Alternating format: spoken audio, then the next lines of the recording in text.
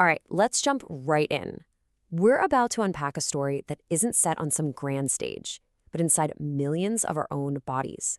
It's a real-life drama with a hero, a poison, and the highest stakes imaginable. This is the story of your liver versus alcohol. Right now, in so many of us, there's a quiet war going on. It's a clash between one of our body's most incredible organs and a toxin many of us drink willingly. We're going to follow this fight from the very first encounter all the way to the final tragic blow and ask that crucial question: can our hero ever truly recover? Every great story needs a protagonist, and ours is the liver. Seriously, this organ is an absolute powerhouse, a true unsung hero that's working 24/7 behind the scenes just to keep us alive and well. We completely take the liver for granted, but its job description is just massive. It's not just a simple filter, it's a metabolic factory. It's processing everything we eat, making vital stuff for digestion, making sure our blood clots properly, and yeah, as our body's main filtration system, it's our first line of defense against poisons. It's a huge, huge job, and it does it all without a single complaint. And that, of course, brings us to our antagonist, alcohol. See, when alcohol gets into your bloodstream, its primary destination is the liver. The hero is about to meet its poison. And the tragic irony here is that the liver is so vulnerable precisely because its job is to take on toxins like this. So how does this actually go down? Well, when ethanol, that's the alcohol we drink, shows up at the liver, special enzymes get to work breaking it down. But here's the thing, it's not a clean process. The very first thing it gets broken down into is a substance called acetaldehyde. And this is where the real trouble begins. So let's be crystal clear about this. Acetaldehyde is not some harmless middle step. It is a highly toxic compound. It's a known carcinogen. You can think of it as the villain's main weapon. It directly attacks your liver cells, messes with their DNA, and creates the state of total chaos, called oxidative stress. This is the first wound in our story. Okay, so this damage is happening at a cellular level, but how does it start to show up on a bigger scale? Well, it happens in stages. And the first chapter of this tragic story is called steatosis. Alcoholic steatosis is way more commonly known as fatty liver, and it's pretty much exactly what it sounds like. The whole process of dealing with alcohol just messes up the liver's ability to handle fats. So fat starts building up inside the liver's own cells. It's like trying to run a complex factory when every single machine is getting clogged up with gunk. And just how common is this first wound? Get this. Up to 90% of all heavy drinkers will develop a fatty liver. That is not some small fraction. It's the almost inevitable consequence of asking the liver to constantly fight this poison. Now, here's what's so sneaky about this first stage. It's silent.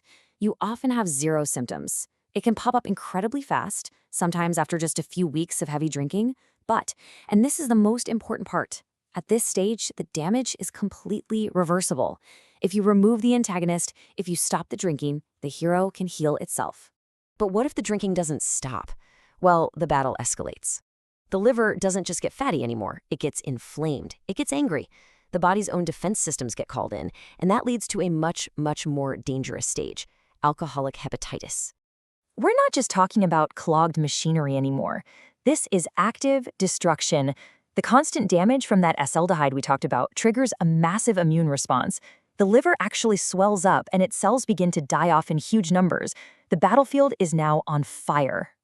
The damage is now coming from all sides. You've got that ongoing oxidative stress, that cellular rust. Then you've got your own immune system, which, in trying to help, actually causes massive collateral damage. And to top it all off, the gut barrier starts to break down, letting more toxins flood the already struggling liver, just adding fuel to that fire. And stakes now, they are terrifyingly high. For severe cases of alcoholic hepatitis, the short-term mortality rate is a staggering 30 to 50%. Let that sink in for a second. That's practically a coin flip on survival. This is a life-threatening emergency where the body is actively destroying one of its own vital organs. The liver is an incredibly resilient organ, but it's not invincible. After so much fighting, so much inflammation, and so much cell death, it starts to form scars. So what happens when that damage becomes permanent? This, right here, is the tragic climax of our story. This is cirrhosis. It's the point of no return. It's where our hero is finally overwhelmed, and the damage becomes irreversible. Cirrhosis really is the end of the line. The liver's last-ditch effort to heal from chronic injury is to lay down scar tissue. But in cirrhosis, so much of this scar tissue has built up that it completely replaces the healthy, working liver cells. And this scar tissue? It's useless. It can't perform any of the liver's hundreds of vital jobs. The damage is permanent. I mean, the contrast is just stark. A healthy liver is smooth, it's flexible. A cirrhotic liver is hard, lumpy, and scarred. A healthy liver is this regenerative, metabolic marvel. A cirrhotic liver is basically a non-functional landscape of scar tissue. The hero has been defeated. And when the liver fails, the whole body suffers. It's a domino effect of catastrophic failures. Blood pressure skyrockets inside the liver, causing dangerous internal bleeding. Toxins that should have been filtered out build up in the blood and start affecting the brain. The risk of liver cancer goes through the roof. It is total system failure. So, after that truly tragic climax, is there any hope? Is there an epilogue to this story that doesn't just end in defeat? Well, the answer is yes, but it requires a fundamental plot twist. This one sentence is probably the most important takeaway from this entire story. The one single non-negotiable step to changing the outcome is to remove the antagonist. Abstinence is the key. And it doesn't matter how far the damage has already gone. And here's why it's so powerful. If you catch it at the fatty liver stage, stopping can lead to a complete recovery. Your liver can heal itself. For hepatitis and even cirrhosis, stopping the alcohol halts the relentless assault. It prevents things from getting worse and gives the remaining healthy tissue a fighting chance.